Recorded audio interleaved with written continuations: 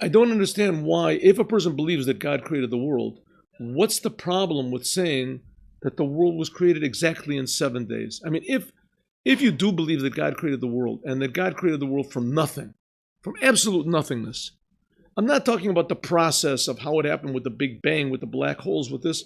I'm talking about creation.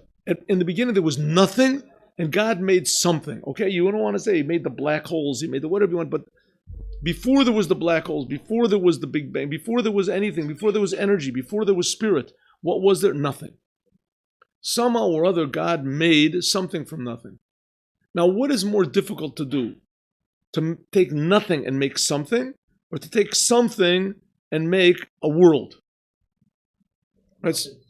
So obviously, to take nothing to something is infinitely harder. No matter how many nothings you have, you can't make a something from it. How long does it take to make from nothing something? How long does it take? No time. I mean, obviously no time. Before something was made, there couldn't be any time. So if to do the harder thing takes no time whatsoever, so how can it be that the easier thing can't be done in such a short amount of time? So the question is not how God made the world in such a short amount of time. Why God took so long? Why 7 days? God could have made, if God could take from nothing and make something in no time, so He could take this one something and also in no time make a whole world from nothing. But He didn't. According to the Torah, He made the world in 7 days. Why schlep it out for 7 days? And 7 days is 24 hours. Right? Why take so long? What's the point? So that's the answer that the Rebbe is giving. Why 7 days? God could have made the world in 1 day. Could have made the world in one instant. He could have made the world in no time. Why this idea of 7? So the 7 corresponds to the emotions of God. 7 corresponds to the 7 emotional qualities of God. In Kabbalah, this is called Zer Anpin, God's small faces. These are the 6 directions: up, down, right, left, front, back. Which this is the gader. This is the definition of place. Everything that exists in a place has a place, means that it has up, down, right, left, front, and back. 6 directions. And the Shabbos, if you want to call it, the center. But call inyan ha'atzela tamidot, and this whole idea of God emanating these 6 emotions of His in order to create the world, and on the 7th day He didn't create anything. This is letzorech ha'olamot. It is only for the worlds. God emanated His 6 emotions in order to create the worlds, like it says, Ki amarti olam chesed yiboneh. Because I said to the world, Chesed Yiboneh, I will build Chesed. Okay, the simple meaning is, God said, I will create the world with kindness. Or another way of saying it, I will create the world with love. Omarti L'olam Chesed Yiboneh. The world will be created from my love. God is creating the world for free, giving a free gift. But there's another way of saying it. Chesed Yiboneh. Ki amarti, I said, God said, who believed? God said it to His heart. He spoke in His heart and said, I am going to create the world from kindness. What is this idea of your heart? The heart is the emotions. The heart is the emotions. God said to His emotions, I am going to create the world from kindness. We'll see another meaning is that God actually created kindness in order to create the world. When it rose up in God's will, that there should be a world, then God built this aspect of kindness. And also all of the other emotions. Wait, what are we saying here? Look, you look around us and we can see there's a world, right? You see there's a world. What is the world? Did the world really just get here by accident? Or was there a creator to the world? Say, who knows? It's faith. Let's say the world got here by accident. Could be a got here by accident. You could explain the world very well. You're left with a few questions. It's no big deal. If you say God created the world, you got more questions. Right? Why did He create it? How did He create it? When did He create it? What's the process He made to create it? If God created the world, why are there so many bugs and so many blades of grass? And right? And he created it back then. Well, how is it existing now? Right? Existence, where is existence coming from? Where does light come from? Okay, a lot of questions. This is faith, the Jewish faith. Jewish faith, this is what Abraham realized. Abraham was the only person in the world to realize it, and he went around and explained it to people, and nobody accepted what he had to say. Right? Nobody had. And the same thing it is now. There's a creator to the world. You have to believe that there's a creator to the world. But if you say there is a creator to the world, and he really intended to create the world, and the world is created for some purpose, so this becomes very, very miraculous. This becomes very, very deep. Right? If we say that there is no creator, so I'm the boss. I'm the boss. Everything was progress.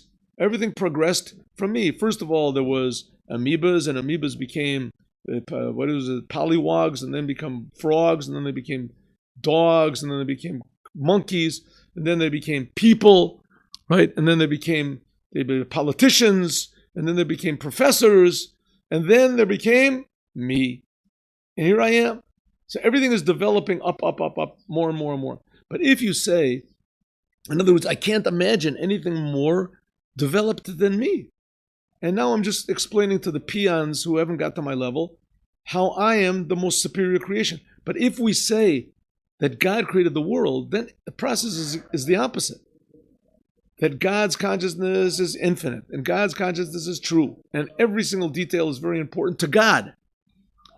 And I am one of those creations. Now, the whole process is how do you get back to the source? Right? It's not that the main thing is not the outcome. Me. I'm the highest thing. The main thing is the source. If you can connect the source to the outcome, because God is creating the world right now, it becomes very, very deep, tremendously deep. In other words, there was a time when it rose up in God's mind to create the world. What does that mean? The overriding idea is that there's a plan, as opposed to right. Plan. Yes, there's a plan. And certainly to be involved in a plan, Hashem's plan, no matter that you may not understand what it is gives me a whole lot more sense of security than this idea just floating around and just. Okay, well, there's people, especially the French philosophers, they say that's false security. That's what you need. Like in Israel, also, you need a crutch. You have to have a crutch. I like a crutch. Yeah, but it's not a crutch. It's not a crutch. Exactly the opposite. Exactly the opposite. If you really believe that God, what happens when a person genuinely really believes in God? What happens? He becomes more alive, more dynamic. It takes away fears. It takes away depression. It takes away anxiety. It makes a person more active, more proactive.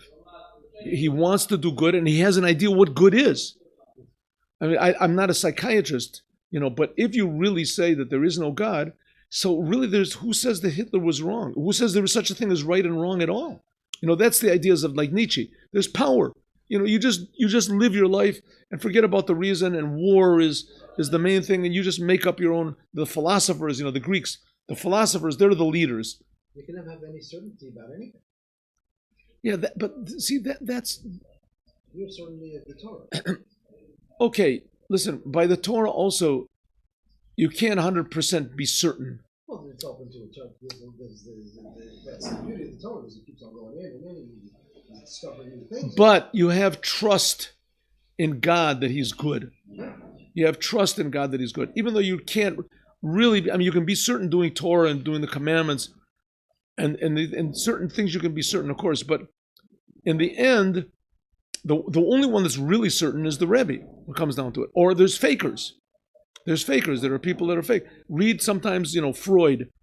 And if you ever read Freud, the man had no doubts whatsoever. The most certain people. I remember when I read in university, I thought, how lucky I am to be reading this. Look at this man, has no doubts. He knows everything. And he was totally wrong.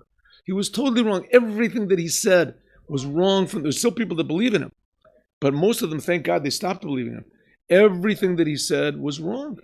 Everything you do is ulterior motives, everything. He's got to have the whole business figured out. You understand? You read what Marx writes, read what Hitler writes, read what they have no doubts, these people. They are 100% sure of what they're saying, 100% sure. If you, in Torah and mitzvahs, no matter what you say, you're always, maybe there's another place in Torah I didn't know, maybe. You have a person like the Rebbe that he knows the whole entire Torah. He knows everything. And he knows all of science. He knows all. His opinion is a totally different type of an opinion. It's a different type of an opinion, right? There you have certainty, but everybody except for that, that's the thing of the Beinoni, right? The Beinoni is a person that he can never trust himself. That's the point. He can never trust himself. Well, a person with, let's say, no faith is like, think of like a little child lost in darkness. Okay. And scared. It's true. I mean, yes, it's definitely true. A lot of these fears come from uncertainty, but that's exactly where the crutch part comes in. You understand? That's where the crutch part. Live with life. If you ever read these French philosophers, I mean, they're terrible, but you read the French philosophers, accept the fact there's no meaning, be brave, make up your own meaning, live life according to your own standards, whatever you think it is. So okay, so you get these people, and then it ends up that these people, a lot of these people are miserable. I don't know if they were miserable. It could be that they were really miserable, but I don't know. I also don't know if being miserable or happy, if that's the point of life. But these people a lot of them were degenerates. I mean, they were degenerates, but they said there's no such thing as being degenerate, And now it's like in California and these places, having relations with little boys, no problem. It's a natural thing. What about animals? What about your family? Why not? Who says? Who says? The 10 Commandments, right? And then it'll get to the point where what's wrong with murder, right? You can't murder. You can murder people if they try to limit you. Oh, wow, we got to get rid of this guy, right? So everything becomes very, very confused. The world becomes confused, and that's what Abraham came to change. Because if people really do according to what God says, then there's more life and more building in the world. If not, then eventually the world comes to destruction. That's the point. Eventually things could come to be destruction. You can see in America these LGBT, homosexuality. Take an example. It's just that it's a destructive thing. There's no family, there's no society, there's no children, there's no life, but he feels good. That's the main thing. But they don't feel good. They have high rate of depression. I don't know. You can't go inside. Suicide. They have numbers. Yes, but you can't. Let's not go inside. Let's forget about that. Let's just forget about that. I'm saying, even if it does feel good, right? Even if it does feel good, but what is the end goal to the thing? The end becomes, what do they call it? Entropy? Destruction. It's death. Right. It just becomes, everything falls apart. Annihilation. That's why God gave the Torah. The angel said, don't give the Torah. Right? Moshe said, you guys have any Yetzer Hora? You have any Yetzer? What does it mean? You don't need the Torah. You have order up here. None of you want to kill each other. If we don't have the Torah down in the world, then there's going to be total chaos in the world, right? So you can say, okay, so there'll be chaos. So what? So that's, life is meaningless anyway. What do we care? Hitler convinced 60 million Germans that there's no reason for life, there's no reason for death, just that Germany should rule. Make a big Germany. That's it. Germany will rule. Will rule over the world. There'll be 1,000 years of the Third Reich. That became people's. Napoleon. I just read the other day. Napoleon, he convinced the French people to go out and make war, and he was amazing. He made these amazing victories that he had, but his soldiers were willing, with great joy. The French, fun-loving people, put on bayonets, train, being on your sword, swords and horsemen and cannons and just killing. I think in these Napoleonic wars there was like 2-3 million people killed. You have to look and see how many. And just killed. No, who cares? There's no purpose. There's no meaning to life. That's the point. There's no meaning to life. Everybody makes up their own thing. That's why Abraham broke the idols, because without that there's total confusion. And with the Torah there can be more light. As like Zechariah always says, the more Torah, the more life. Let's go. All right, should I make this class now? Is that it? Yeah, that's it.